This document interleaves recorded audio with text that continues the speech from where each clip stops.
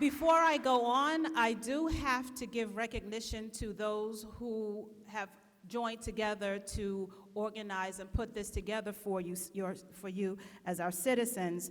I'd like members of the Brockton Democratic City Committee to stand, and they are the Brockton branch of the Massachusetts Democratic Party and composed of people interested in politics and grassroots organizing. Thank you. The Massachusetts Women of Color Coalition, will you please stand?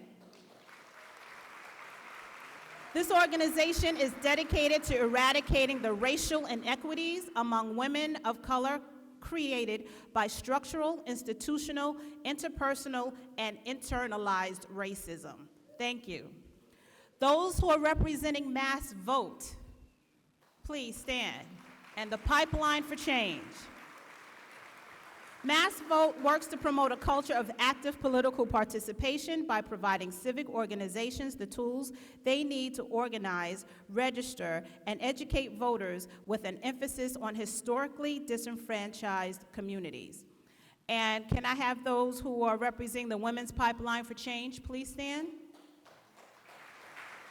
The Women's Pipeline is the only organization exclusively focused on increasing and supporting women of color in public leadership in Massachusetts. Let us give them a hand.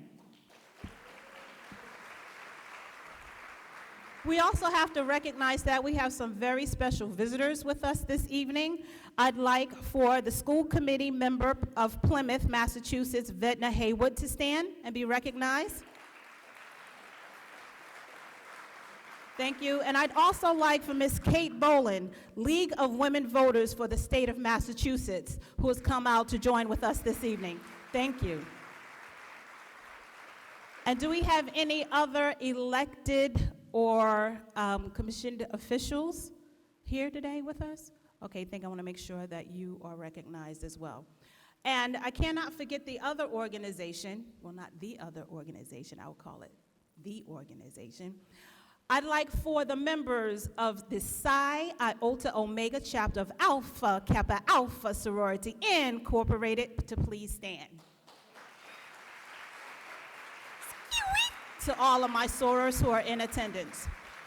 Just to give everyone just a little bit of history, you may have heard of many sororities, but Alpha Kappa Alpha Sorority Incorporated is the first African-American sorority founded back in 1908 at Howard University.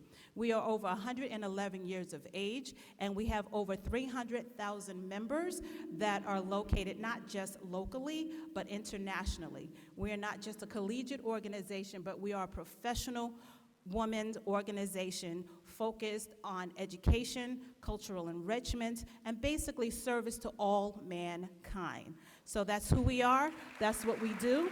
And so you may have seen us in the community on servicing and, donating toys and packing toys, giving out backpacks, but we also have a focus on civic engagement and the importance of folk voting and letting women, men, children be encouraged to ensure that their voices are heard. So that's why we're here today, to make sure you're getting the answers that you're wanting from our candidates, and to also ensure that you will not only vote, but you will encourage your neighbors, those who you may not know, just walk in the street, say, are you registered to vote? Make sure you vote, because your vote does count.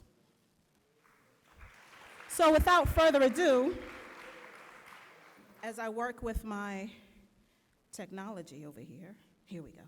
I would like to introduce our moderator for this evening. It is journalist, storyteller, and fighter, Crystal Haynes. At the center of every good story is a person with courage to share it. And it has been Crystal Haynes' passion to let that story and to tell that story well. Starting from humble beginnings in her hometown of Springfield, Massachusetts, as a teen reporter for the Republican newspaper, Crystal has been a journalist for nearly 20 years and had worked for over a decade in local television. Crystal graduated with honors from Emerson College, where she majored in broadcast journalism and minored in history and political communication. From the chaos and fear of the marathon bombings and terrorism trial of Zorko Chernev to the streets of Boston with Black Lives Matter protesters, Crystal has strived to tell the story that matter with a focus on objectivity. She recently co-produced and presented Boston 25 News 4-week Boston's Black History, Inspiring Our Future series for Black History Month, and spearheaded a joint collaboration with the City of Boston for its first ever Black History Month contest. Crystal is a two-time Emmy-nominated reporter, had earned several awards, including an Associated Press Award for Excellence in Journalism and 2019 Salute to Excellence Awards. In specialty and long-form reporting by the National Association of Black Journalists. Crystal is passionate about mentoring and volunteerism and has worked with Boston partners in education, leadership in action, No Books, No Ball, and donates her time for dozens of others. So not only do we have a professional and forceful entity, but someone who is so much involved in the community as well. I would like to welcome to the podium Crystal Haynes.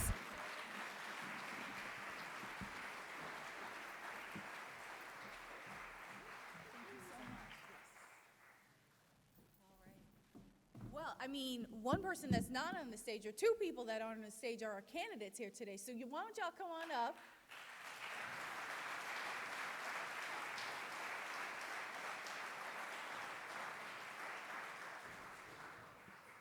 Thank you. So while they get settled in, I want to go over the rules of tonight. Candidates will have equal time to answer each question, about 1.5 minutes, and we will rotate who goes first to answer a question.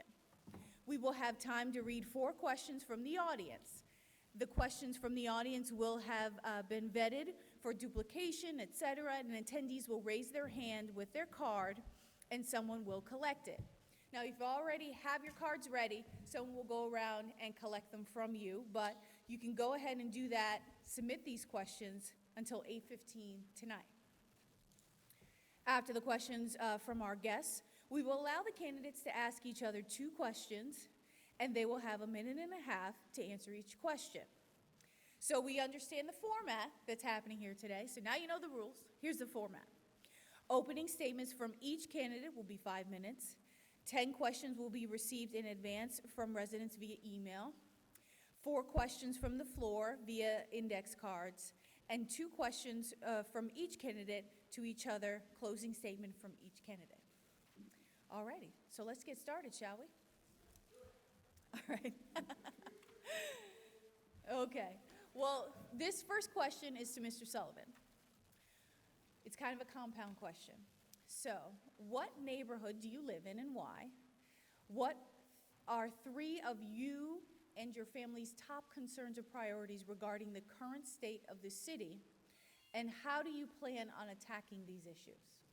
Well, first of all, I want to just thank everybody. This is what Brockton's about. It doesn't matter if you support me or Jimmy, you support Brockton. So I want to thank each and every one of you for being here tonight. I do.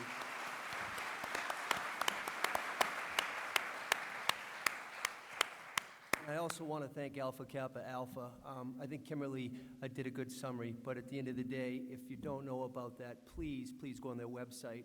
Very, very distinguished African-American women that you need to really look at. I mean, there's Maya Angelou, who was an honorary member, Toni Morrison, who is a member, and it just kind of runs the gamut. So again, please, and I want to thank everybody involved in this. So I grew up on Wellington Street, which is in Ward 2, and what that means... Mr. Sullivan, I don't mean to interrupt you all. I apologize. This was my mistake. Sorry about this. You both get Opening 5 first? minutes for your opening. All right. I apologize for that. No, that's okay. But I appreciate the enthusiasm of answering that question right away. But yeah, we can get back to that. Alrighty, so go ahead to the opening. So again, first of all, thank you everybody for being here.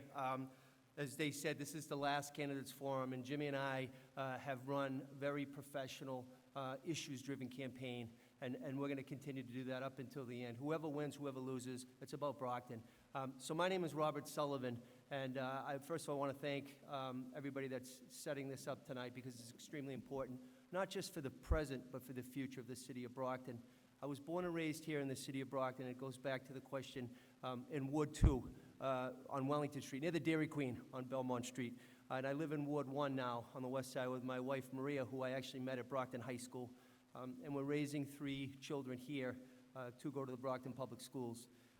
Brockton's home. It's my home, it's your home, and it's our home. And I'm running for mayor right now because we need to do better, collectively, inclusively, together, in terms of a cleaner home, safer home, economic home. We need to make sure Brockton, which is here, goes to here. We cannot afford to go down here. And you know, I've said this before, I really think the role of mayor, in essence, is the CEO of a business known as Brockton.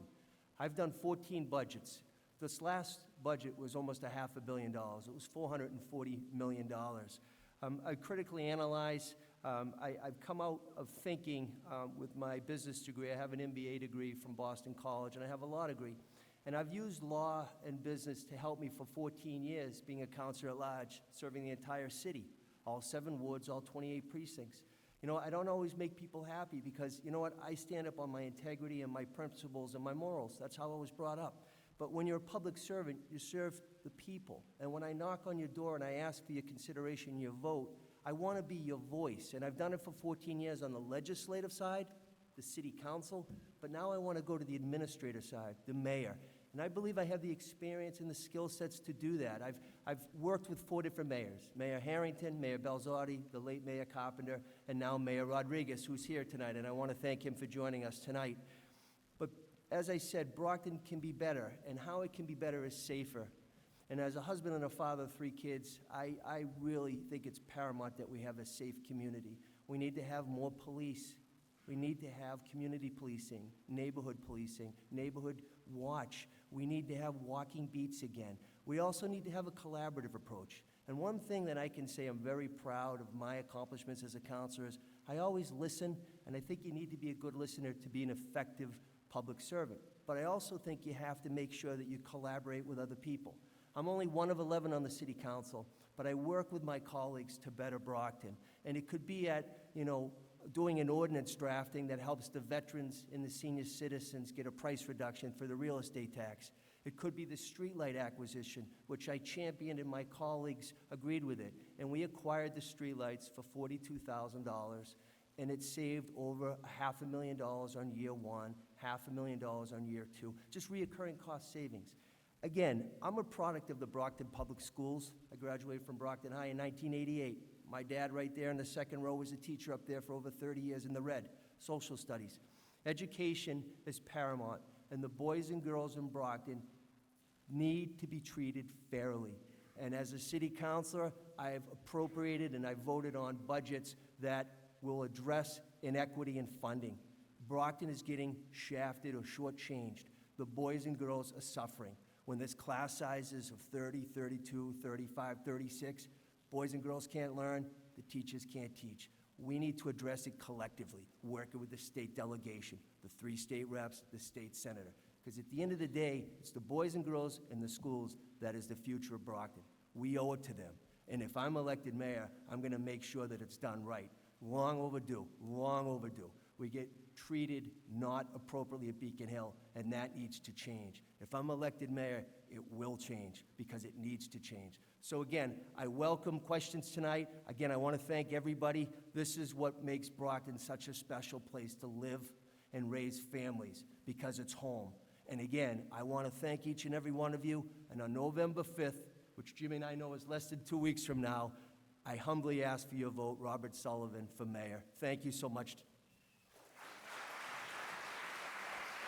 Mr. Pereira, your 5-minute opening statement. Good evening, Brockton. Bonsoir. Bonne noite. Buenas noches. First, I'd like to thank the amazing Crystal Haynes for being our moderator this evening. And thank you to the Brockton Democratic City Committee, the Alpha Kappa Alpha, Mass Vote, Massachusetts Women of Color Coalition, and the Women's Pipeline for Change for organizing tonight's debate. Most importantly, thank you, voters, for coming out and finding out more information on who should be the next mayor of the great city of Brockton. I'd like to recognize, again, the amazing woman and the woman of color that organized tonight's event. In so many political spaces and in boardrooms, we don't have representation. But tonight we do. As Congresswoman Ayanna Presley says, if they don't give you a seat at the table, bring a folding chair. That's right. Now,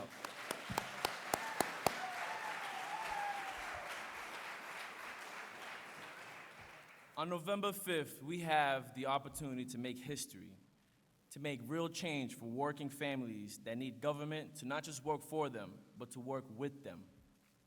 Like so many others in the city of Brockton, I was born and raised here. I put myself through college.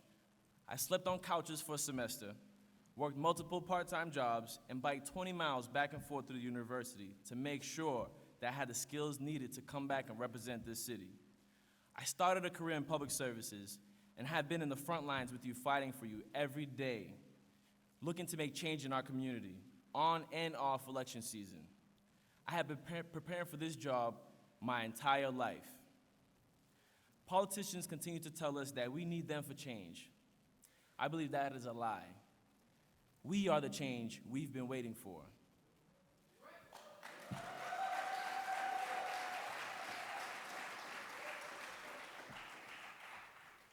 I sit here before you today as someone who's put everything on the line in hopes of representing this great city.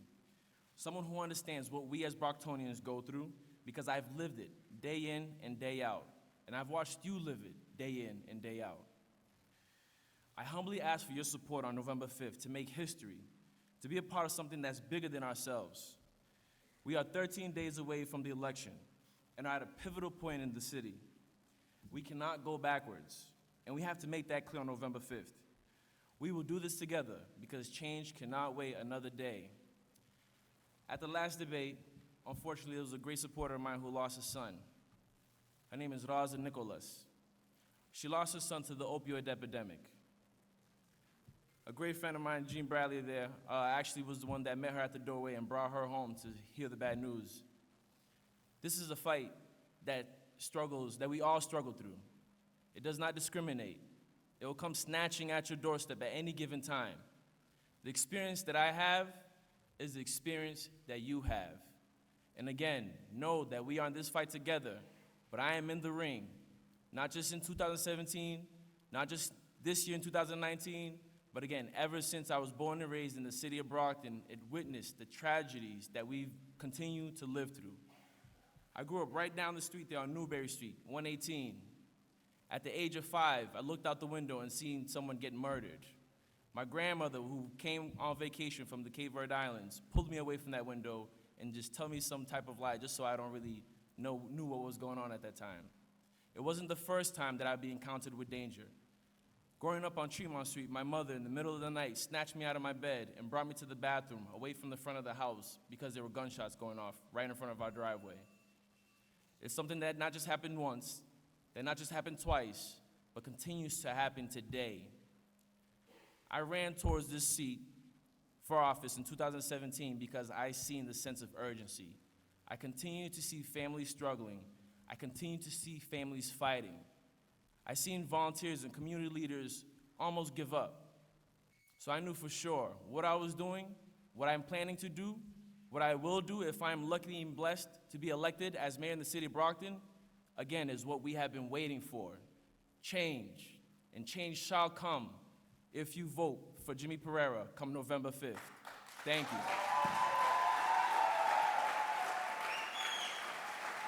All right. So now we're at the question portion of the night. So I've already asked this, but Mr. Sullivan, Yes. what neighborhood do you live in? Why? And what are 3 of you and your family's top concerns or priorities regarding the current state of the city? How do you plan on attacking these issues? Well, I mean, again, right now I currently live right off of Rockland Street up in Ward 1, and I grew up, again, like I said, on Wellington Street in Ward 2. And as I said, my wife Maria, who's in the second row, and I are raising 3 kids. So as a husband and father, I'm concerned. As a citizen, I'm concerned. I think what we need to first look at is going back to safety. We need to make sure we have a safer community. That's what it comes down to. And when I'm knocking on doors, it doesn't matter if it's Campbell or Montello. People are concerned about safety. Some of them are afraid to go out of their house, especially the seniors. So we need to address it, and we need to address it now. And I believe with my experience, I'll just do that if I'm elected mayor. I also think economy. We need to make sure the good investment that's here, and there's over $190 million invested in 2019, that train needs to keep down the track. Not just Main Street downtown, but throughout the city of Brockton. It's going to help our tax bases, our residential taxes, if we can increase it. And then it gets back to education. And, we have the greatest public school, in my humble opinion, in the Commonwealth and potentially in the nation. But if we don't have the tools in the toolbox, the boys and girls are at a severe disadvantage. So I think those are the three, Crystal. I'm thinking public safety, I'm thinking economy, and I'm thinking education. And as a coach here in Brockton, I'm hearing that from parents. I coach basketball, baseball, and soccer. I'm not the greatest coach, but parents are concerned, and that's what it means to be a public servant, to address the concerns, address them effectively and timely. Thank you. Just a quick reminder before you go, Mr. Pereira, make sure everyone has their phone on silent, please. All right, Mr. Pereira, you can answer the same question. Great, thank you. So I bought a house with my fiance in 2015 on North Warren Avenue, 437, right past the Matta Dance Academy. It's actually the old Fulginetti house on the corner of Lowell and North Warren Avenue, not too far from where I grew up on Roosevelt Heights, Richmond Street. The reason why we bought that home was because, one, we both work in the downtown, the heart of city Brockton. Julie works at the Neighborhood Health Center. I work at the Old Colony Planning Council. And also close to transportation as well. I like, sacrificing a car here and there and using bikes, buses, and walking as well too to work, except the wintertime. Then I'll make sure to drive there. Again, it's right next to the heart of the city. Every day I bike and drive and again walk to work and bus to work, and I see the issues that conflict our city. I drive right past Spring Street. I drive right past Legion Parkway. I continue to see the infrastructure. I continue to see the dilapidation of the community. And those are one of the reasons why I wake up every day looking to fight for the city at the Regional Planning Agency. All right. So, Mr. Pereira, this question is for you. You'll start here. How will you ensure Brockton Public Schools are adequately funded, and what are some of your strategic ideas to ensure Brockton young people, youth, have access to a first-class education? Great, and actually one of the three concerns that I failed to mention was education. I grew up, again, in the city of Brockton, and I fell through the cracks. I went through the prison, school-to-prison pipeline. I went from Davis to Huntington to Raymond to North to the alternative school. Why? Because I couldn't sit down in class. It was easily disruptive, whether because of my intellect and really being advanced and not really getting the education that I wanted to pursue, whether it's because of the issue of going home and being traumatized because my mom had to work two jobs and I didn't have someone there to support me and make me focus and do my homework. When you grow up in poverty, there's a lot of things that you face. When you're going to school on an empty stomach because, again, your mom had to leave early to go to work and didn't make sure that you were fed, we want to make sure that we're looking at resources and also looking to fight for our dollars. The Promise Act is one of those acts that we're looking to make sure that we encourage and fight for. We're looking to make sure that, again, that we work with the Massachusetts Teacher Association and work with teachers as well and make sure that there's communication between parents, students, and our teachers and faculty to make sure that there's a stronger sense of a connection. We also want to make sure that we're working with the special needs department and also the students that need occupational services also. I walked into an IEP meeting with my family member because she wasn't too familiar with what, the necessities or what the issue was, but it was there to help. And if I didn't do that, then my nephew or my family member would have been an impediment. But because of that communication, we were able to get further. And that's what I want to do as mayor if elected November 5th. Thank you. Mr. Sullivan?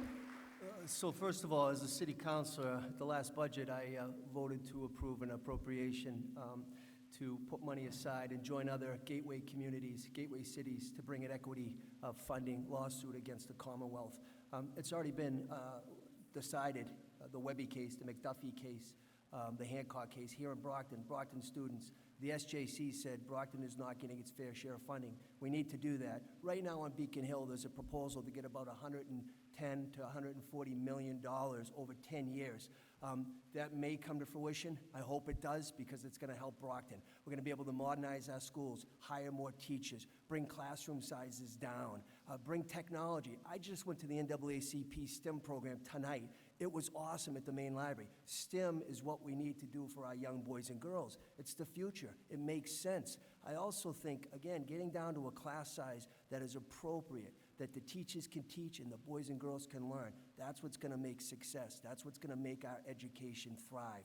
But at the end of the day, it's the elected officials that have the experience that can go up and rattle the cages. And for 14 years, what you see is what you get with me. I'm a Brockton guy. I love Brockton, and I'm going to keep working hard, because that's what you deserve in a mayor. Someone on day one that has the experience to do it, and I've done it. But Brockton Public Schools is special to me because I'm a product. So I'm going to take that very delicately, and I'm going to cherish it and work hard. Thank you. All right, Mr. Sullivan. This question is for you. What will you do to secure the parameters of our school zones? For example, cleaning up the needles, drug paraphernalia, and the individuals who use them around the Barrett School.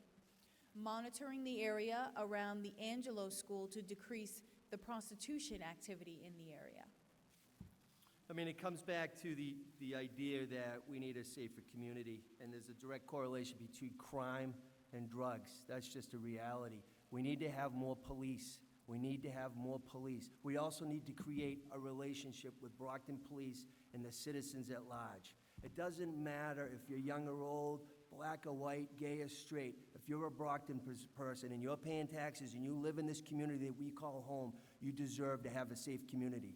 Now, drugs is a slippery slope, and it's a difficult proposition because the opiate addiction right now, and I do want to recognize the late Mayor Bill Carpenter. The Champion Plan is a good plan, and we need to continue that plan. We need to enhance that plan. But we also need to get back to the basics. When I was a young boy growing up in Brockton, a police officer would get out of the cruiser and say, "How's your day going?" We need to do that. The common sense approach of a personal interaction. But I would have the Brockton Police work in conjunction with the school police, because our boys and girls, when I have my boy and my girl get on the bus or I drop them off at school, I want to make sure that they're going to be safe all day in school and in the surrounding grounds. So when we're talking about needles and where a kid could get stuck, listen, that's too risky. We need to address it. We have to work with our nonprofits, our health facilities, our clergy. That's a collaborative approach. That's what it is. To make success achieved, we have to share ideas, work together, get criticisms, get suggestions, and create a master plan. It's not going to be overnight, but we need to do it. It's too important not to. Mr. Pereira? So actually, my son attends the Barrett Russell School, and my daughter actually goes to the Angelo. So every day when I bring them to school or when I'm there at the parks with them, I have to scour the area and make sure there aren't any needles. I have to look around and make sure there isn't any prostitution. Something that, again, I deal with every day. So once again, my experience is your experience. What I want to do, and if elected as mayor, is to make sure that we have a team effort, that we focus on, again, collaborating and working with the other departments that are working here in the city of Brockton, but also increasing capacity. Our parks department are really underfunded, and there's not really any organization there as well. We need more monitoring, and we need to make sure that there's communication between different departments. Through my experience working with different government agencies, not just here but throughout the state, there's stronger connections, there's stronger communications, and it's not just with the school police and the city police, but again with the other department agencies that are there every day monitoring the area. And in the city of Brockton, we're kind of behind the tracks when it's looking at making sure there's collaboration. Working again as a liaison at the regional planning agency, there's issues that we see when we're looking to address some of the situations that the state is requiring for us to focus on, and especially when we're trying to engage in a municipality. So we know that there needs to be more collaboration from the top level and again to the bottom approach as well. So making sure that we have neighborhood associations that are out there doing community cleanup, but also again making sure that department agencies are there every day checking on the infrastructure and making sure that we're up to par. We need to make sure that our communities are safe for our children. Thank you. And Mr. Pereira, this next question is for you. Brockton has long been plagued by crime and violence. Obviously, the tactics currently in place are doing little to improve this fact. What would you do differently? So, the experience that I have working with different municipalities have taught me to look at best practices. What avenues can we take? What policies can we focus on? I want to invest in violence prevention, youth violence prevention, and looking at transitional phases for those that are coming out of the reentry program, so looking at recidivism, and making sure that we look at other opportunities that will make sure to encourage people that are going to get into the workforce and invest in the community.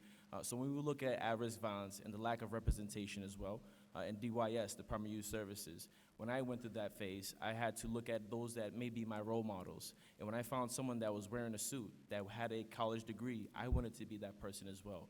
But we also need to look at those that are transitioning, are in an older stage as well.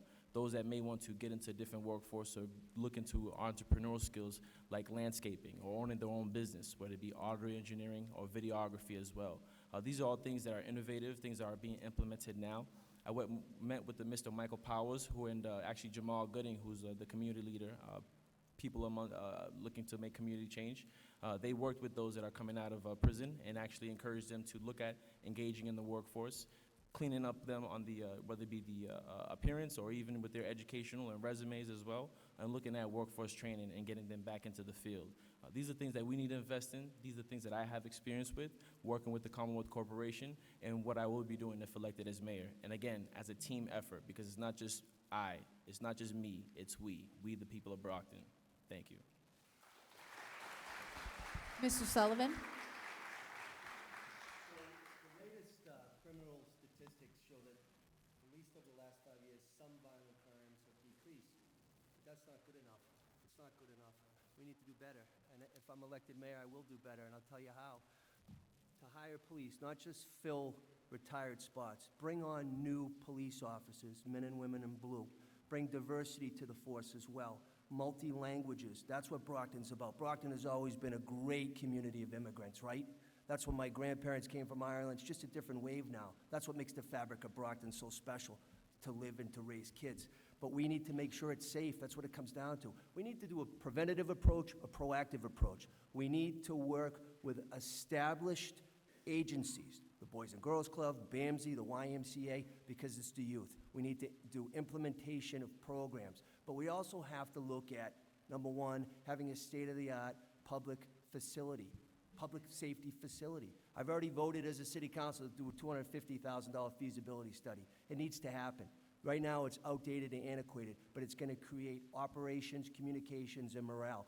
Those synergy connections are going to create good things for Brockton, but we need to do it now as elected officials. The mayor, the city council, school committee, we all served the same 2 years, we're all the same voices, but we need to do better, and if I'm elected mayor, I promise you, I'm going to work diligently with all of you to make sure that you feel that Brockton is going in the right direction. So, Mr. Sullivan, this question you will start on, and it is, how do you plan on holding police accountable? You've mentioned a few times that you would hire more police officers. How do you plan on holding police accountable for their actions when they are involved in incidents like the one from last week with a student from BHS? Well, I think right now, I'm not a Brockton police officer. That wasn't my calling. But we can do better. I mean, we as city employees can do better. We need to have diversity and inclusion training across the board in the city, right? That's what needs to happen. It hasn't happened. It needs to happen. It needs to be done in a manner not just for police, fire, DPW, schools, right? That's what needs to happen in Brockton. So when we talk about incidents that happen, the men and women that are out there putting their lives on the line, I applaud them, I thank them, but I know we can do better by doing an audit, an analysis of law enforcement interactions with the general public. And we can do better. And former police chief Paul Stadinsky, who served me on the city council, said to me, Bob, listen, when I was a cop, I'd walk the beat, I'd talk to the business owners, I'd talk to the citizens. That doesn't happen anymore. Well, it needs to happen. It needs to happen. It needs to happen with the mayor saying to the police chief, whoever that man or woman is, listen, you're the department head, it's a trickle-down effect. And we need to make sure that the taxpayers feel safe, number one, the kids feel safe, but there's a relationship building. It's long overdue. It needs to happen. And the only person that can do it, in my humble opinion, is the mayor, the CEO of Brockton, to say, listen, those days are gone. This is a new day in Brockton. It's for all Brockton. It's not for a specific group. It's for everybody. And it needs to work together collectively, collaboratively, and in a dedicated purpose for a single goal, which is to better the community that we call home. All right. Mr. Pereira, same question, please. Yes. So that incident that you speak of, actually, that happened after school at Brockton High School, was a cultural situation where a immigrant child that came from a foreign country was involved in a fight with American-born citizens, something that I've dealt with growing up in the city of Brockton, and my brother and sister dealt with when they immigrated here to the city of Brockton as well. So having that experience and knowing exactly what's going on, and knowing that we need cross collaboration with those that speak different languages, that are working on the law force, but also those that want to understand more of what's going on in these different cultures. We call that cultural competency. We also want to look at tactics where we are engaging and having police officers in the community. So that's where we're looking at neighborhood associations and making sure that we're delegating police officers to go into these communities and work with the neighborhood associations.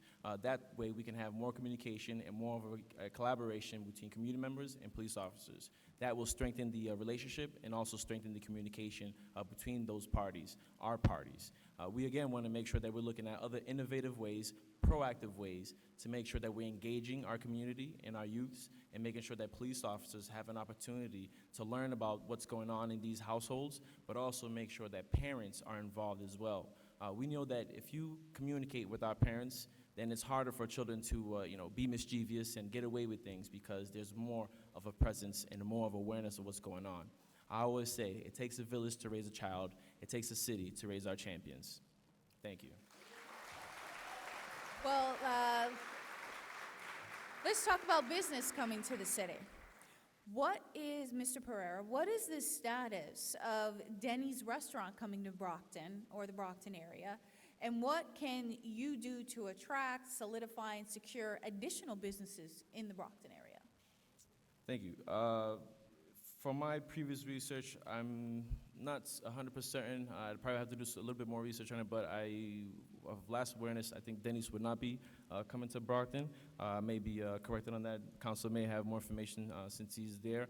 But what we want to do is incentivize more businesses to come to the city of Brockton.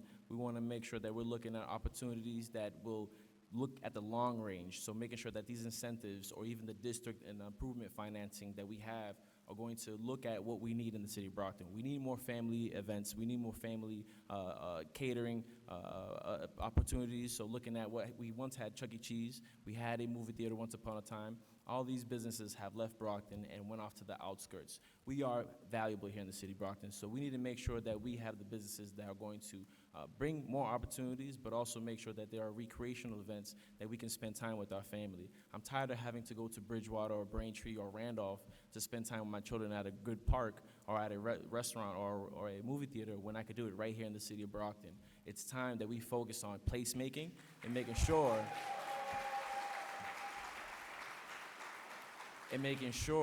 that we look at not just the short term, but the long term as well.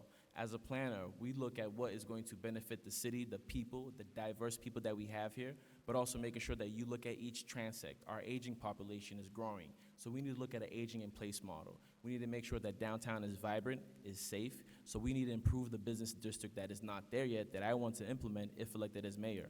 I also want to implement different districts throughout the city, such as the Campbello neighborhood and Montello neighborhood, and also the east side and west side. But hopefully I have your vote November 5th so we could get there. Okay. Thank you. All right, Mr. Sullivan, do you know about the status of Denny's, the Denny's? Right. Yeah, it's my understanding that Denny's, right now, it's still status quo. There's no determination one way or the other, is what I was told as a city councilor. And that's not acceptable. I mean, we as Brocktonians deserve to have great quality restaurants and multi-restaurants that we can serve. But in terms of increasing our tax base, which ultimately is going to help each and every one of you, we have tools in the toolbox that attract businesses. And I voted over 14 years on the city council to do just that. That's why Crown Linen came here. That's why Keneally Foods moved here. That's why Bernardi Auto moved here. It's called TIFs, tax incremental financing, and some people say, well, that's not a good thing. Well, it is a good thing because it's a proven track record of bringing businesses here. The only way we're going to increase our tax base is make sure, first of all, the businesses that are here stay here. When Sorelli Foods on West Chestnut left Brockton, that wasn't good for anybody. Sorelli's ended up going out of business. But also attracting new businesses here, multiple types of businesses, family-oriented businesses. These are the things that Brockton had years ago on downtown, when my parents worked at the Center Theater and my grandmother worked at Fannie Farmers. We don't have that now, and we should. We should. Shouldn't be Braintree or Quincy or Taunton. Should be Brockton, Massachusetts, the place we call home. So again, whoever wins as mayor has to work with the legal counsel of the city council and also the city solicitor to craft ordinances with the city council to make sure that businesses come here. That's the win-win that we need. Thank you. So, all right. So, Mr. Sullivan, you start on this question, and it is, understanding that the city is trying to attract people. Listen now, we're talking about the violence, the streets out here. Okay. Understanding that the city is trying to attract people to reside here or visit, what are your plans to revitalize as well as clean up Main Street, Legion Parkway area to generate the desired foot traffic? Further, as we improve Brockton, how do you plan to keep rent affordable for Brockton residents? Well, first of all, Brockton's a great place, right? It's close to Boston. We have the commuter rail here. It's known as a gateway community. We have opportunity zones here. We have tools in the toolbox that investors are coming to Brockton because of that, and that's just proven. 40-hour smart growth zoning is something that I championed, that my colleagues said, yes, let's do it. And then Mayor Linda Belzotti said, why do you want to do it? And I said, Linda, it's going to be a catalyst for investment downtown. And she kind of looked at me, well, you know what? That's why Trinity Financial invested $30 million downtown. That's why Vincentes did the natural expansion over the old Star Market. These are the things that are out there that you have to think outside the box, bang the drum, and you get fruition, you get reality that has benefits for everybody. So, I think that we need to work together with the BRA. We need to make sure that the vacant properties that aren't on the tax base right now get rolled back onto the tax base. Make sure that we maximize our Chamber of Commerce, our downtown, our Montello, our Campello business associations, because if we don't, we're going to be shortchanged. They're going to go to neighboring communities. We can't afford that. We need to have as much development, good development, as possible to come here. We're focusing on the core of downtown, but we also have to look at north, south, east, west. Kmart right now, that's not a good situation down there. It's not good. Shaw's hasn't been there 10 years. We, meaning elected officials, need to do a better job on that. Need to be vocal and work with the State House to say, hey, Brockton's getting shortchanged on education, also investment. Let's step up to the plate. Thank you. Mr. Pereira? Thank you. So there's a few plans that are already in place to help make sure that Brockton is vitalized for the future generations and also the present that are looking to move here into the city of Brockton. But there are some that also need to be revamped. We've used tools like Smart Growth. We've used tools like TOD, which is Transit-Oriented Development. But again, we need to do more. I want to create and actually revisit the Buy Brockton program, which has been used before in the city of Brockton, and making sure that we could incentivize those to buy homes in the city of Brockton. But we also want to make sure that we diversify our housing stock. Right now, we have at least even with the rental units, we have at least 7,500 units that aren't inspected, and there's a backlog that need to make sure that we look at that and make sure that those are up to par as well. We need to update our ordinances and bylaws to make sure that we have in-law apartments available, and also other housing strategies that will incentivize and award those that are looking to benefit and improve our communities. We need to make sure that there's housing for our elderly community and those that are looking to come into the city that may be young but want to work not just in the city of Boston but in the city of Brockton. That's why we look at regionalizing and making sure that we're not just looking at Brockton but the greater Brockton area. There's going to be $600 million worth of projects coming down the South Coast Rail. My experience working at the Regional Planning Agency and with other state agencies and, again, regional, local municipalities, we need someone that's going to fight hard for us, but also create the plans and help create the plans with a strong team that's going to make sure that we look at Brockton in the long run. And also, again, low-hanging fruits. Thank you. All right. Well, Mr. Pereira, I want to ask you, equal pay, we talked a lot. We have a lot of folks who really put together this event tonight. And they are women of color. They are women of color who are shaping communities. They are at the table. They are creating tables. They're bringing their folding chairs.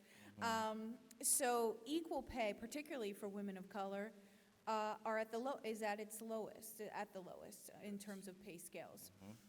What will they do under your administration, and do you think you're going to do to bridge this gap? Does that include policy changes in practices? Most certainly it does. Looking at the issues that we face now, we know that in Brockton we have a high population that is living under the federal poverty line.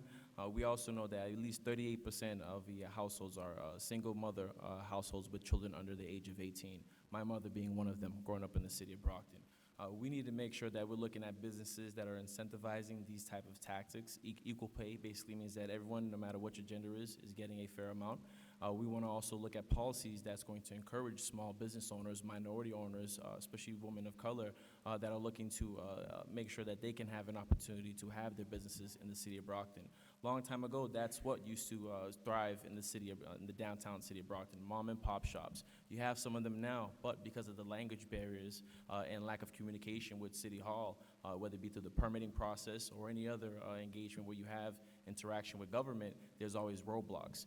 I have the experience, again, that you have, but also working with government and being there on the front line every day, knowing that we have to make sure that we update and revamp the tools that are in the toolbox because they're a little bit outdated. So the time is now to make sure that we have someone that has not just the academic and the professional experience, but the personal experience that we all share here. Because of my diverse experience going through, whether it be in the suburban community, the rural community, or even, again, the urban community, I'm able to make sure that I can speak the language that we need to bring people together to the table, and again, make sure that we have effective plans that are going to work not just for the present and the past, but again, for the future of the city of Brockton. Thank you. Mr. Sullivan, same question. So if I'm fortunate enough to be elected the mayor of the fine city of Brockton, I'm really going to foster an environment of fairness. That's what it comes down to, basic fairness. Inequity in pay is just blatantly wrong. It needs to be wrong. It needs to be corrected. Now, the mayor of Brockton, being a locality, doesn't necessarily have the ability to draft a law. That's the legislative body. We got to work with the feds. Congressman Lynch represents the city of Brockton. We got to work with the state reps, the state senator. But at the end of the day, what's right is right, what's wrong is wrong. My mom and my dad taught us that growing up in Brockton. My mom was a nurse in Brockton. My dad was a teacher. We didn't have a lot of money. I flipped burgers to go through college. But at the end of the day, you know what? Brockton is a great place to live, but it needs to be treated fairly. And that goes to the core and the essence of treating people respectfully, professionally, and honorably. And as the mayor of Brockton, you need to do that on a daily basis. When someone calls you or comes to visit you at City Hall, they're a constituent, they're a resident, they're a taxpayer. And if their concern is a concern to them, it's concern to you, and you better address it properly. And if someone comes to me and says something's unfair, I'm going to address it because it's the right thing to do. And being a public servant, you need to do the right thing at all times. Thank you. Now, Mr. Sullivan, you did bring up former Mayor Bill Carpenter. So I couldn't hear the first. Oh, sorry. You brought up, our former Mayor Bill Carpenter here. What, if any, of Bill Carpenter's initiatives do you plan on keeping and/or getting rid of, and why? Well, the first thing I want to say is the Champion Plan, and we've talked about it before. And Mayor Carpenter, he went through some personal things with family members, and he'd share it with us, and he said, we need to address this, and it saves lives. And now we have to expand upon that. And one thing that the late mayor did was create a great relationship with Governor Baker and Lieutenant Governor Polito. She was just here the other day at 75 Commercial Street. That's why Brockton's benefiting. It's the relationship. We're all in the people business. Doesn't matter if you're a city councilor, a mayor, a doctor, a teacher. We serve people. It's just different ways. So what Mayor Carpenter did was be able to create a connection, bring people to Brockton, right? Brockton is under construction was his slogan. Well, what I would do as mayor is continue that construction, continue that investment, but add to it. add to it everywhere. Because ultimately, if we do that, and we do it the right way, and we do it diligently, and we do it professionally, we do it legally, it's gonna reap benefits for the future. Years and years from now, people are gonna say, remember when those people did that? Thank you. And that's what Mayor Carpenter did. And I would continue that, but I'm also my own man. And I'm also, trained in the law and trained in business. So I'm gonna think outside the box and do things that ultimately people maybe haven't thought of, but then you gotta go to the elected officials known as the city council, because they're the ones that appropriate funds and approve different mayoral requests. So that's the correlation, that's the team building. I've done it, I wanna continue to do it and follow in a beneficial way for every Brocktonian. Thank you. And before, Mr. Pereira, before you answer, I want to remind everyone that this is sort of the last call for your questions. So there's a few young ladies around here with bags. They're collecting your questions. And if you need an index card, please let them know as well. All right, Mr. Pereira. Thank you. For me, I ran against the late Mayor Carpenter in 2017. May he rest in peace, because I seen a need for change. Albeit he made a lot of great changes, especially for the minority community, and actually listening, and something that I cannot take credit away from, something that I truly appreciate, because we are now stronger and more united than we ever have been. But again, there is more change that needs to be done. We need to make sure that we're looking at policies that are not going to conflict and hurt the community of the city of Brockton. The Champion Plan is a great plan. I also want to make sure that we continue to expand that effort. I want to work with Teen Challenge, a business organization, a nonprofit organization I visited not too long ago for a luncheon that was very remarkable. I seen the change there. I know that there could be more of an impact here in the city community if we use this collaborative method of using a conglomerate approach. We also want to make sure that we're looking at bringing change. When the late Mayor Carpenter went and raised what was called Tent City, there was an effect there. The homeless were spread out across the city. We need to make sure that when we have something or look at the problem approach, we look at the problem solution-oriented approach. Identify the problem, bring the solutions to the table, and look at ways to improve what impediments the city. I want to look at the holistic approach where we're dealing with the homeless situation, where you're going to have a campus-style development, again, with a collaborative approach, working with our state legislative, our local communities, and our regional communities as well, because we know that it's not just here in Brockton. It's affecting all of us here in the Commonwealth. Thank you. All right. So this last advanced question is very interesting, and Mr. Pereira, I'm going to have you start. If you do not win this election, will you work with the new mayor, and what will you commit to doing to continue working to make Brockton a better city? Thank you. I most certainly will, no matter what, work not just with the mayor, if I'm not lucky enough to be elected, but also, again, work with the city of Brockton. I love my job. At the Old Colony Planning Council, 70 Screw Street, I've been there again for over half a decade, already working for you. I work right there on the corner of Commercial Street, actually Montello and School Street. I've seen and it's a tough intersection, so there's almost an accident there every day. I've seen the trucks get stuck under the bridge right there by the train tracks. I've walked to the local businesses in downtown as well to get a cup of coffee at Elvera's, or to visit my fiance at the neighborhood health center, or to get some food up at Legion Parkway, at Legion Pizza, or even pick up my cleaners as well. So I'm invested here in the city. I'm not going nowhere. And again, I love my job. I know that we need to do more, and I'm looking to represent the city of Brockton full time, because at the Regional Planning Agency, I'm at the whim of what the state wants us to do, and focusing on those things are very important, but we need a lot of work to be done here in the city of Brockton. Whether you're looking at, again, long-term goals that are going to get achieved, or even the short-term goals or the low-hanging fruits that we can achieve right now. We need to make sure that we're creating new policies and also looking at what's already there to revamp it, update it, and bring forth, so we are not just in the 21st century, but the 22nd century and beyond. It's time that we bring change. And I'm doing this because, again, not for a name title, not for a position, but to roll up my sleeves and get to work, because the changes has to happen now.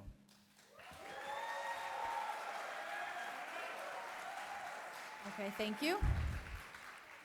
Mr. Sullivan, same question. So if I don't prevail on November 5th, I'm not going anywhere. Brockton's home. And if Jimmy would want me to help him, I'd be happy to help him. And I would ask all my supporters that are here to join, because ultimately the voters decide. right? So it doesn't matter if you support Jimmy or support me. On November 5th, someone's going to be elected mayor, and we need to envelop that person with support. Put away any hard feelings of winning or losing. It's about Brockton, how Brockton can do better with having elected people be their voices, dedicated voices, making sure that you as a taxpayer and as a resident or a senior that lives in the housing authority feel like you're getting representation. And again, if I don't prevail, I'm not going anywhere. I love Brockton. Maybe I'll win a championship coaching this year. Last 2 years I've lost.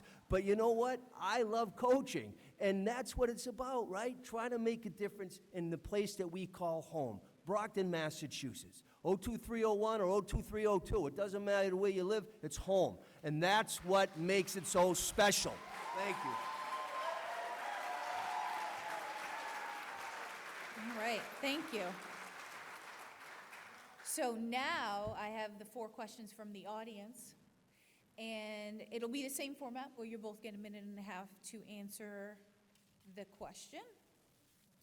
And pardon me, not everyone's penmanship is great, just kidding. But the question's solid.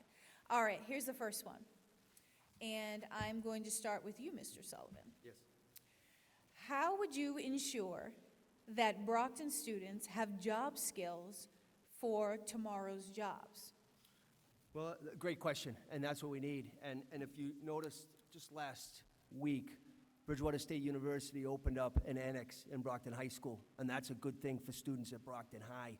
But we also need to work with the trades, the different labor organizations, and I've been endorsed by many of them. You know, not everybody is going on to college, right? You can get a great education and do a great trade and have a good life, good learning skills, better yourself.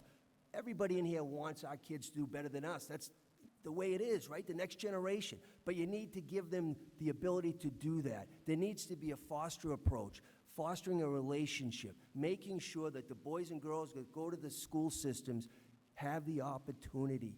You know, Massasoit Community College, I was just over there the other day. It's a gem in the city. It really is. Not everybody has to go to a 4-year school. Not everybody has to go to school. It's about getting an education at Brockton High School or Cardinal Spellman or wherever and feeling like you got it. You got it. You got that education. But again, at the end of the day, I might be biased because my dad's a teacher, but that's what we need to do for the boys and girls in Brockton. So we can talk about equity funding and get more money and classroom sizes. All that's reality. But at the end of the day, it's giving kids a chance and an ability. And it's fostering relationships with, again, the Y, the Boys and Girls Club, BAMSI. There's so many different agencies that we can deal with that can be mentors and internships and make sure that kids graduate, come back home. I did it, Maria did it, home is home, but we need to give them the ability to do just that. Thank you.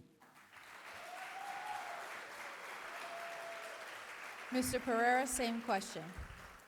Thank you. So what I want to implement or work with as again as a team is to look at what I mentioned at a previous debate, creating a technology park right next to the high school. This means bringing innovative businesses that are in the informational science sector.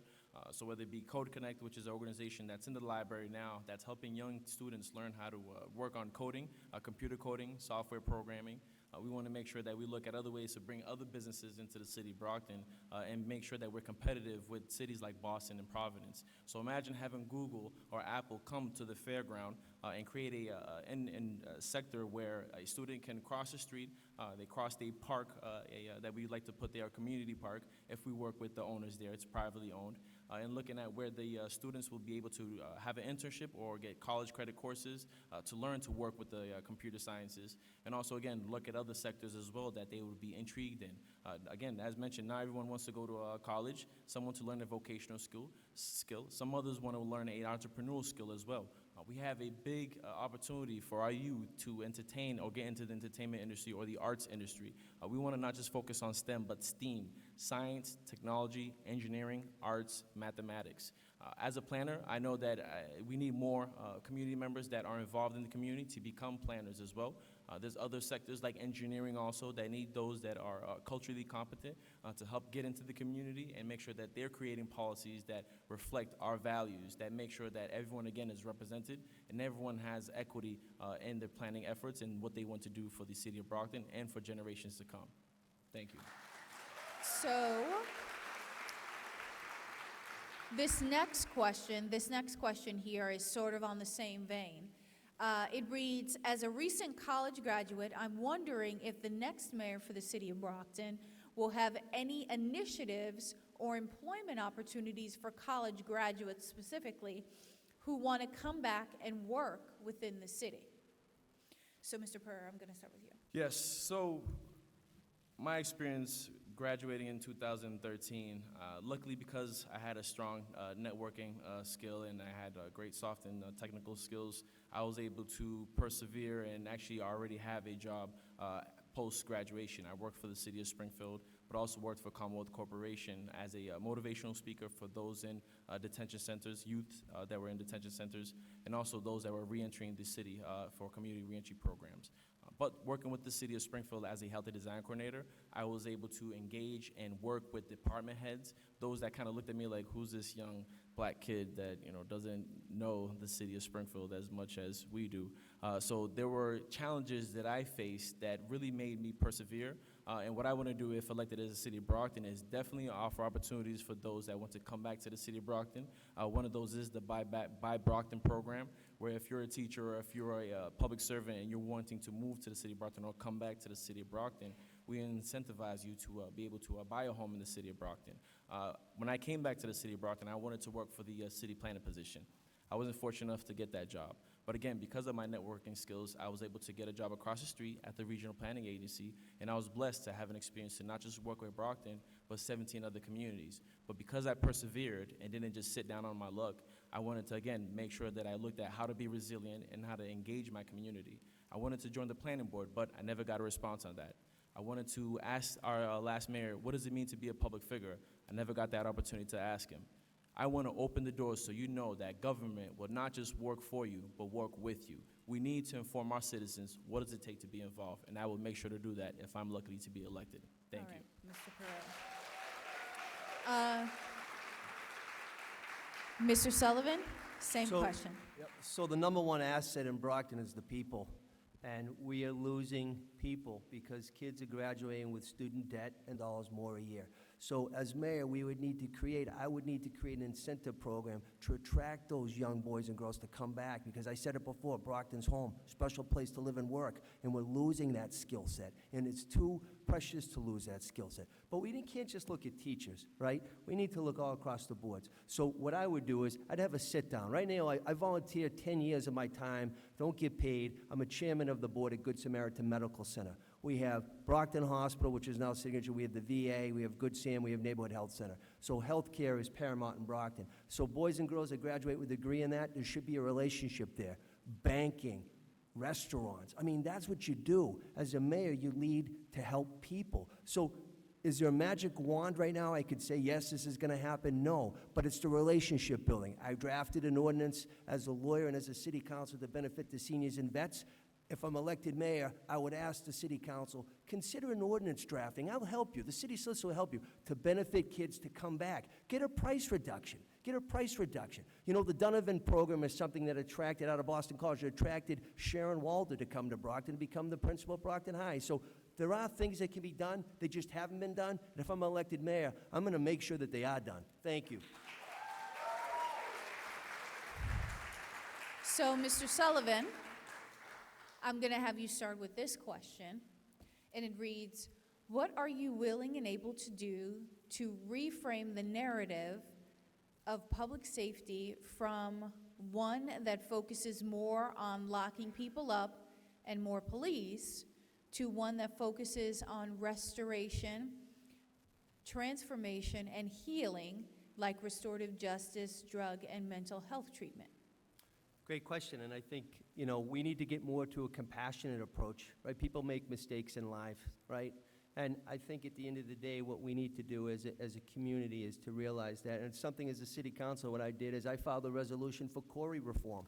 It was the right thing to do. I had people come before us, and then we testified at the State House. It's the little things that make a difference in someone's lives. But if you don't step up to the plate and take a swing, it's never going to happen. So again, criminal activity, violent crimes should be addressed appropriately. minor crimes, I think we have to have a compassionate approach. And as the mayor of Brockton, you work with the department head known as the police chief, and we come up with different ideas, foster it. Because drug abuse, alcohol abuse, mental illness, there's all different components that create the catalyst for crime and criminal activity.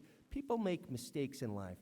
If they're not a serious offense, and I'm trained in the law, you have to have a compassionate approach, right? And to come together as one. Now, I'm not a police officer, but if I am the mayor and I lead the city of Brockton, I'm going to make sure that the citizens have a relationship building.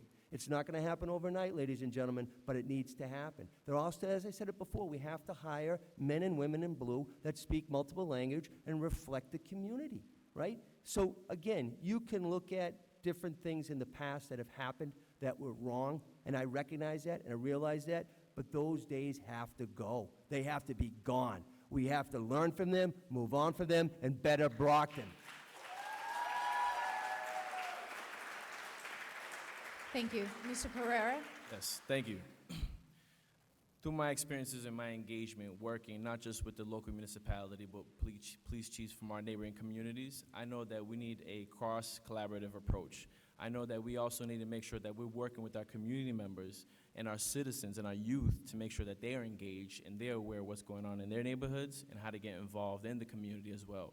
We have police officers now on the force like Rosa and Lisa Fonts and Nancy, Tony Montero, and a list of other officers that are engaging our community members, that are doing the best they can, but we need to make sure that we engage them some more and give them the platform they need to continue to engage with our community members. I want to increase the frequency that we have with the Operation Safe Streets program.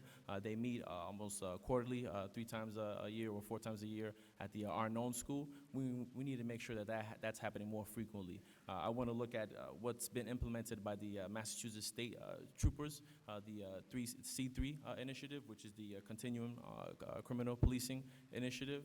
This initiative makes sure that they're engaging and they're working collaboratively, not just with our local municipalities and our local police department, but with the federal agencies as well, and making sure that we're looking at more resources that's going to provide opportunities for those that are looking to engage in the community, such as, again, our at-risk youth.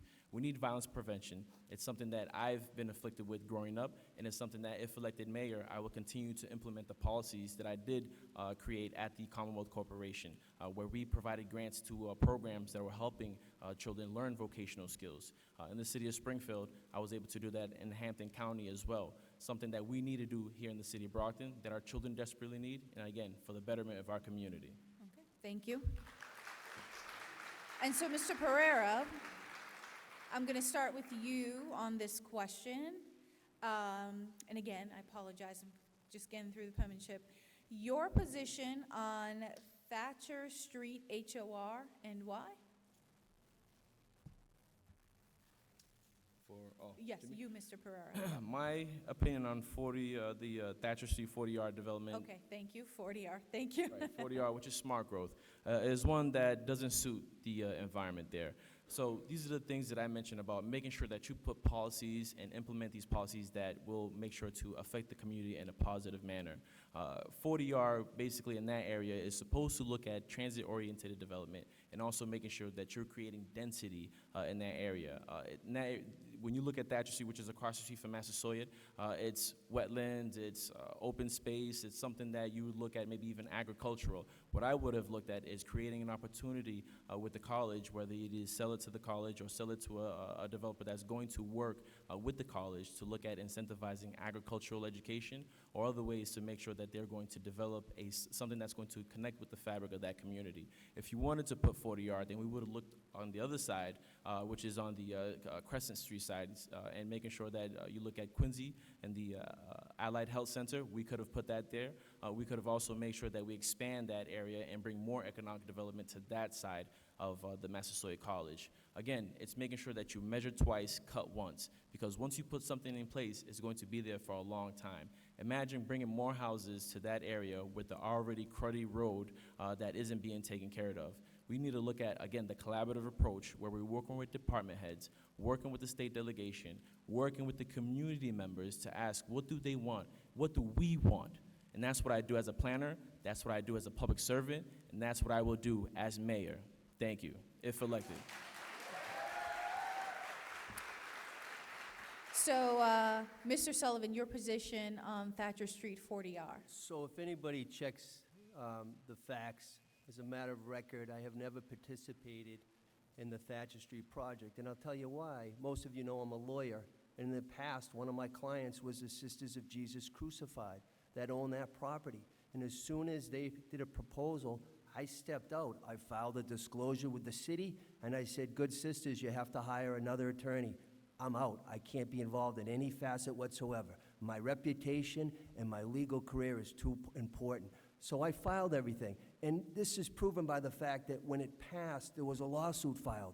And they sued every city councilor except for myself and 2 others that voted against it. Now, I think what we need to look at is that there's going to be a community approach on development no matter where it is. Thatcher Street, Wellington Street, Montello Street. It's going to have an impact. You try to mitigate it. And Jimmy's a planner on a transportation aspect, and he can talk about that. What I can tell you this is, over the years as a city councilor, 14 years, 4 times as a city council president, what I've always done is I've always done the right thing. And I've sat down with the developers, I've sat down with the planner, Rob May, who we just approved for another 5 years, and said, how do we get to a beneficial ending to benefit Brockton? Ultimately, if housing is it, or if it's something that's going to create another catalyst for investment, such as mixed use or commercial, let's do it. But we have to do it in a proper way. And that's the way I always have served, and that's what I'll serve again as I become mayor. So that's how I'm going to answer Thatcher Street. That's the honest to God truth. Thank you. Right. So now we are, all right, thank you. So now we're moving on the part where you all get to ask each other questions. So there'll be 2 questions from each candidate to each other, same time limits. And so first we will start with Mr. Pereira. Thank you. First of all, I want to say we have ran a great campaign. I want to thank Bob Sullivan for being a respectful candidate. But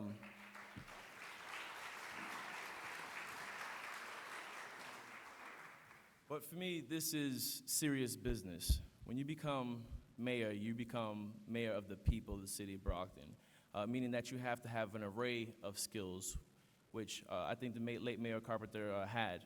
And I think that if elected, you would be able to witness that that's what a planner has. It's an interdisciplinary approach. But my question for you, Councilor Sullivan, I work my day job has been in public service for the local planning council here in the city of Brockton, 40 hours a week. Your day job has been a government relations lawyer for Comcast. I am a subscriber to Comcast. I'm tired of having to cancel my subscription every 2 years to get a cheaper rate. But my question, how does that better prepare you to represent a city of working class people from a lens of equity? What I mean is, how have you expanded opportunity for people of color and minorities in the city of Brockton, and also the aging population, aside from an ordinance that's looking at saving costs for mortgages, and also, again, the transaction that we have here in the city of Brockton? Thank you, Jimmy. First of all, let me clarify, because there's a lot of misnomers and rumors out there. I'm not a lobbyist. What I do for Comcast is licensing. As a lawyer, I'm trained to do contract work, and that's what I do. I represent Comcast, and I sit down with the city of Haverhill or Fitchburg, and I renegotiate a contract of a 10-year term. That's what I do. I also have my own law practice. It's a small practice, but I've liked to do it. That's why I went to school. But I think at the end of the day, it's, again, not what you do, it's how you do it and how you affect change. And I've affected change for 14 years. Last night, Jimmy, you weren't there. I was at the Housing Authority, 3 different events to meet the seniors and talk to the seniors. They're really special. Without the seniors and the vets, we wouldn't be here. So again, you can look at my track record, what I've done, what I want to do, how we can move Brockton together, you know, and at the end of the day, I've been reelected 7 different times citywide. Young, old, white, black support me. They say, Sullivan, you're doing a good job. Keep it up. For the last 10 years, people were saying, run for mayor. Wasn't right, family first. Now's the right time. And we, meaning everybody in here, this election is about us. It's about all of us. And we need to make sure we get it right on November 5th. Make sure you elect the right mayor, the right city councilors, and the right school committee. It's too precious and too serious of a vote because it's important for the future of Brockton. And that's how I'm answering that question. Thank you.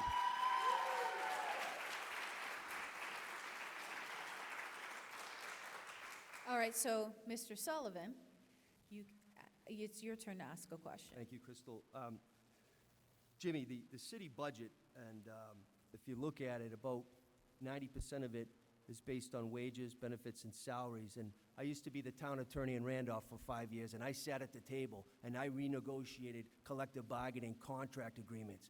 Jimmy, my question to you is such: what experience do you have to analyze union contracts and directing collective bargaining and/or negotiations to ultimately control cost and benefit the taxpayers? Great question.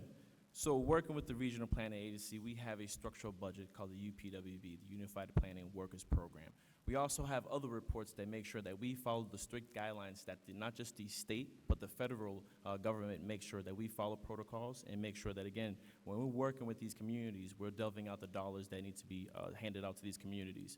We need to make sure that there's accountability and transparency, and that's what we do at the Joint Transportation Committee meeting. That's also what we do at the Metro Planning Organization meetings as well. This is a monthly meeting that we need city representation at because we are losing dollars there. We're also losing dollars when we look at the healthcare also. I work, again, as a state employee, so I have benefits that state employees have, which I think that municipal employees should look at as well. The OPEB, or the other post-employee benefits, we need to fund it aggressively. We need to make sure that we're investing the annual $13 million that's set aside to fund the OPEB liability in a trust fund where earnings with lower tax opportunities, appropriations, and make sure that those needed funds would make sure that they fund the $500 million liability fund. That will save us $5 million. This is, again, making sure that you know that I am not just going to be the leader if elected, but also the team player that's going to bring others that have the insight, that have the experience, that are going to make sure that we do better for Brockton. As a planner, on any report that you see that comes out of the Regional Planning Agency or any other department, would not list just one person. It would list the list of people that are involved in that planning process or in any type of other investment. We need to make sure that we have a mayor that's not just going to take opportunity or take credit, but make sure that they share their credit because it's a team effort. Thank you. All right. So, all right. Mr. Sullivan, it is your turn to ask a question. Oh, we're just switching? I just asked Jimmy a question. Oh, I apologize. I'm sorry. No, that's okay. Go ahead, Mr. Carrera. One thing that I learned while studying ethnic and gender studies, when one person is affected, we're all affected. It doesn't matter what color you are.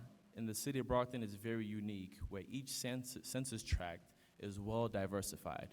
In each community, you will find someone from a different community, from a different culture, from a different ethnic background, maybe even from a different economic class as well.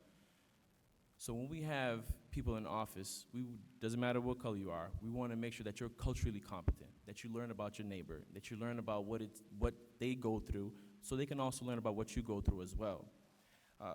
Councilor Sullivan, a few years ago, the city had a personnel director that blatantly violated equal opportunity laws and discriminated against people of color in the hiring process, and not just people of color, those that may have relationships with people of color as well, which resulted in a lawsuit that could bankrupt our city. My question is to you, instead of praising her work when she was retiring, knowing that she refused to hire qualified, high-working people of color and also reprimand those that may have not go with what she wished to accomplish or what they wanted to accomplish, what incentives or what programs have you created over the 14 years to make sure that we're providing equity, that we're providing transparency, and that we're providing inclusion here in the city of Brockton? Well, first of all, Jimmy, I'm not sure if you understand the process. The legislative body, vis-a-vis the city council, has nothing to do with personnel matters. They report directly to the mayor. So the individual you're talking to didn't report to me or the other 10 people that I serve with. Now, what I will say is discrimination in any form is blatantly wrong. Just wrong. Can't happen, needs to stop. What I said earlier is we learn from our mistakes and we need to correct the mistakes. And I recognize there's been some bad things and people treated wrong in the city of Brockton. Those days are reality. but those days have to stop. They have to move on. And right now, Mayor Rodriguez is negotiating a potential settlement. It's a pending matter right now. And I think as a lawyer trained in the law, the art of negotiating, the art of compromise is to sit down with opposing counsel and see if you can reach some type of settlement on a matter. It saves money, it saves time, it's the right thing to do. But again, my 14 years as a city councilor, I don't have one person at City Hall report to me other than legislative counsel under the ordinance. The ordinance is a draft by the city council, approved by the city council, but not one person that works at City Hall other than the legislative council, and some could say the city clerk, report to city councilors. So it's a great question. It's just factually inaccurate. I wouldn't be able to do anything. But as mayor, I will do things because change is needed. All right, thank you, Mr. Sullivan. And now it is your turn, Mr. Sullivan, to ask a question. So Jimmy, I know you like to kind of say 14 years, what have you done? But obviously I've done a lot of things. As city councilor, I would have been re-elected every year, topping the ticket the last 10. But this is the question I have. In your years at OCPC, what projects have you, meaning you, James Pereira, specifically worked on with city's leadership, including the city council? Because I scratch my head. I don't know if you have. I've never seen you work with the city council. But I want to know, did you work with Mayor Carpenter or Mayor Belzotti? Or what was it that you specifically worked on? Thank you.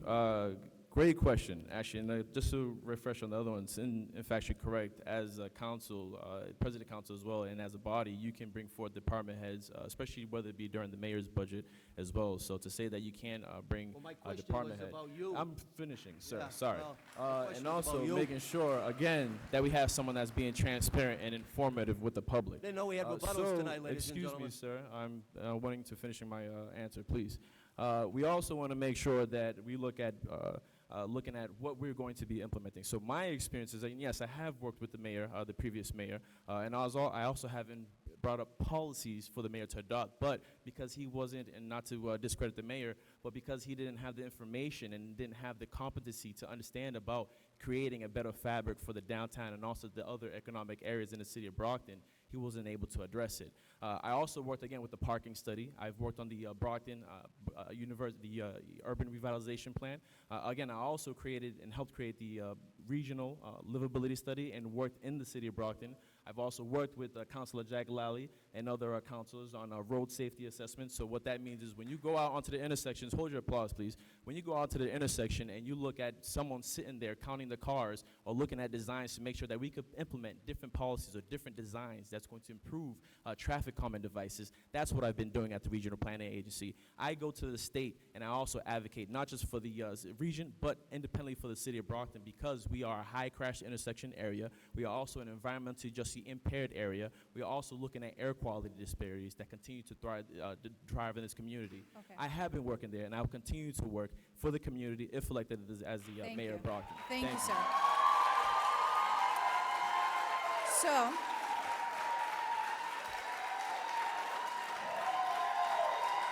all right, since it looks like, all right now, all right. So since it looks like we're both on a roll here, everybody's on a roll, we're going to move to your closing statements. And since I started with you, Mr. Sullivan, I'm going to start with Mr. Pereira. Thank you. Closing statements, 5 minutes. Appreciate that.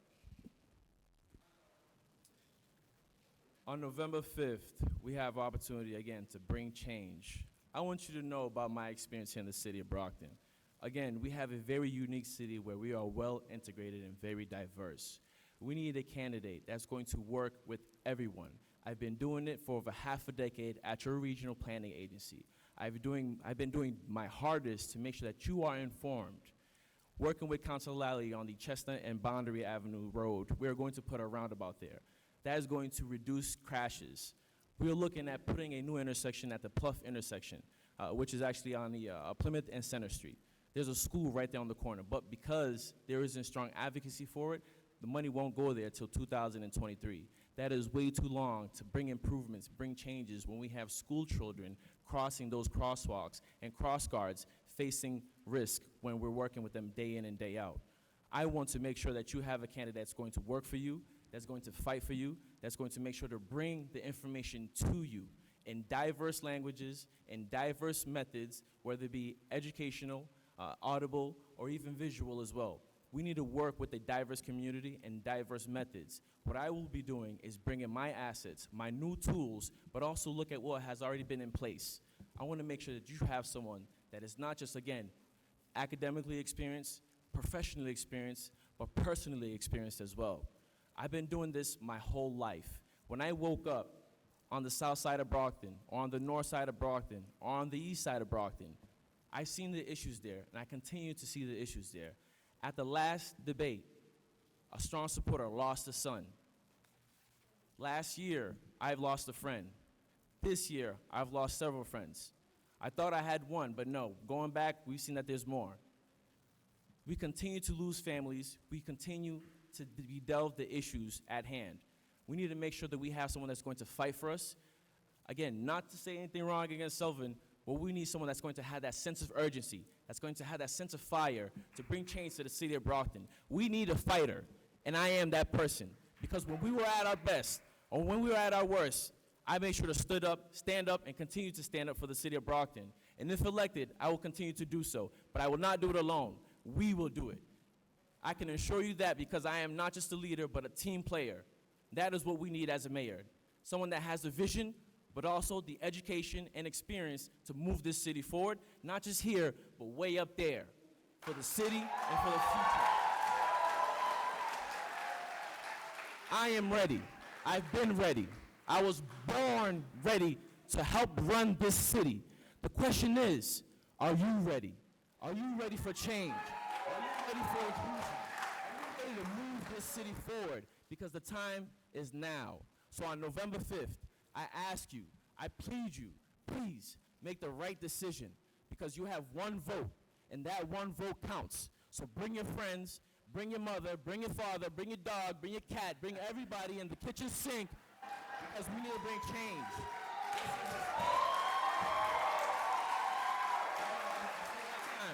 I still got time on the clock. This is a state of emergency. We lost the mayor. We are in a transitional phase. We need to make sure that we don't just get this train going, we get this bullet train moving forward. We are in competition with neighboring communities. We need to make sure, again, that the policies we put in place are not just going to help us now, but help us in the future. We need stronger guidelines, and we need to make sure that they're just not sitting on the shelf. We need to implement these guidelines and put them in full force. Court enforcement has been slacking. We need to make sure that houses are up to par. Our educational system is inundated with struggles and issues and lack of communication. I'm raising 2 children in the school system. I fell through the school system. I was failed by the school system. And I'm not blaming it on one person. I'm blaming it on the institutional structure that all the isms that go along with it that don't let us move forward. And again, because we are very well integrated, it doesn't matter how much you make. If your neighbor is struggling, you are struggling. We are struggling. We need to move the city forward. And again, I am ready. The question is, are you? On November 5th, let's move.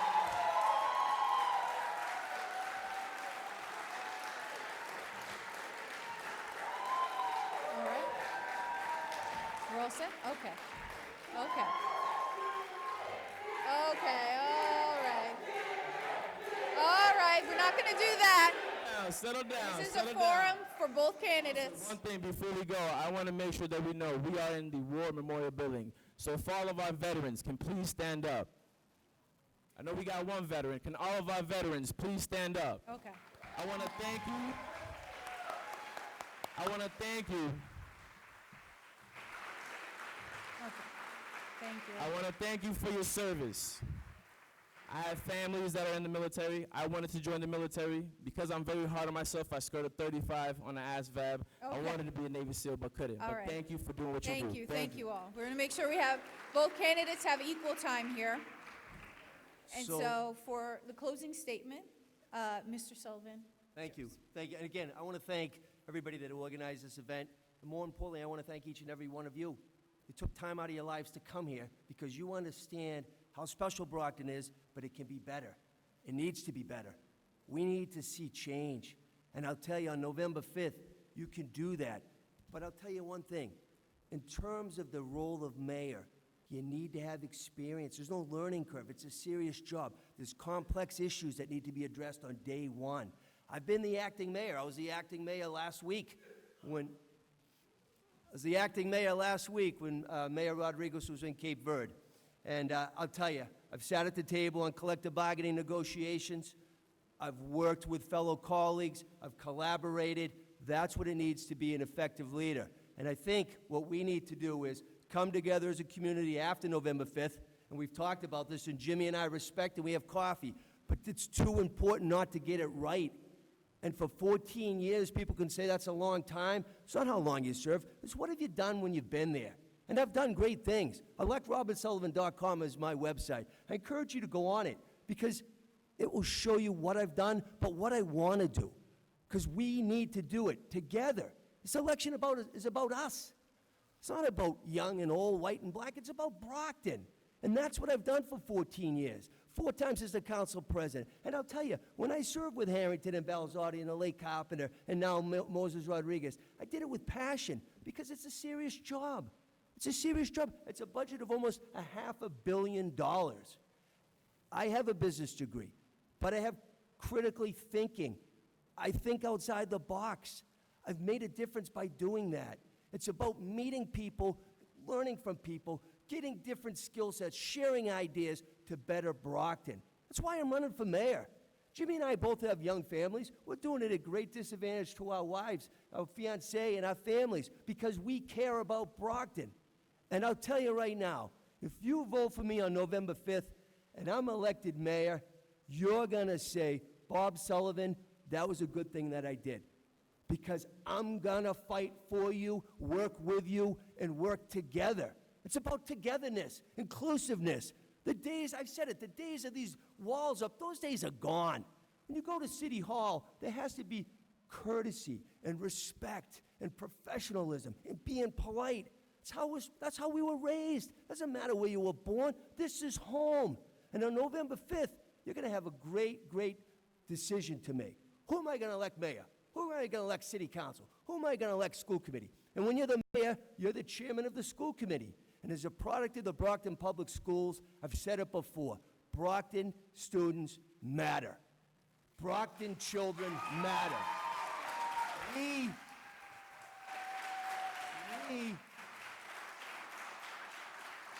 We need to recognize that whoever's the voice for you, the people, the voters, the constituents, the taxpayers, is the right person.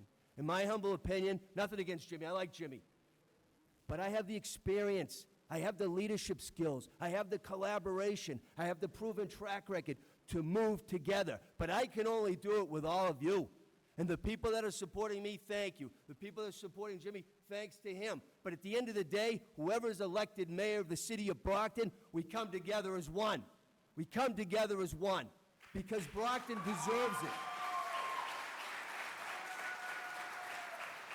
So what I will say is, I can tell you right now, we need to have our economy back on track. We need to be pro-business. We need to be pro-education. We need to make sure there's a compassionate approach, a proactive, preventive approach to homelessness. There's not one man and woman that chooses to be homeless. We all want to have a roof over our head. It could be alcohol, could be mental illness, could be drug abuse, could be domestic violence. There's all different factors of why people are on the streets, but we need to do better to address that issue. It's a serious issue, a human issue, a compassionate issue. But we also need to make sure that it's a cleaner city. Right now, perception's reality. It's a dirty city. The codes that are on the books need to be enforced. At the end of the day, it's a quality of life issue. If you pay taxes, you deserve better. If you elect me, you will get that. You will get what you deserve because it's about all of us. I just want to thank everybody for being here. I want to thank Ms. Haynes. I want to thank everybody for coordinating this. This is what makes Brockton such a special place. Thank you, thank you, thank you. Vote for me November 5th. Robert Sullivan. Thank you.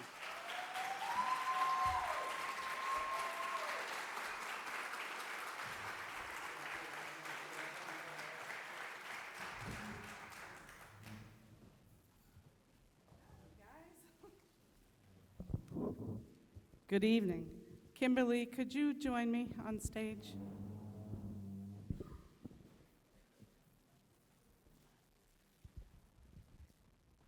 We have the honor of presenting and thanking Crystal Haynes. We want to thank her for moderating our forum tonight. And we have a gift for you. Thank you so much. We'd like to also thank Jimmy Pereira and Robert Sullivan. Thank you for your willingness to accept the challenge to run for mayor of the city of Brockton and your continued passion and love for our city. We thank you. Partners, we have Alpha Kappa Alpha sorority. You may all stand, please. We have Mass Vote. Please stand. We have Massachusetts Women of Color Coalition. Please stand. We have the Women's Pipeline for Change. Could you please stand? And then I would like the members of the Brockton Democratic City Committee to stand.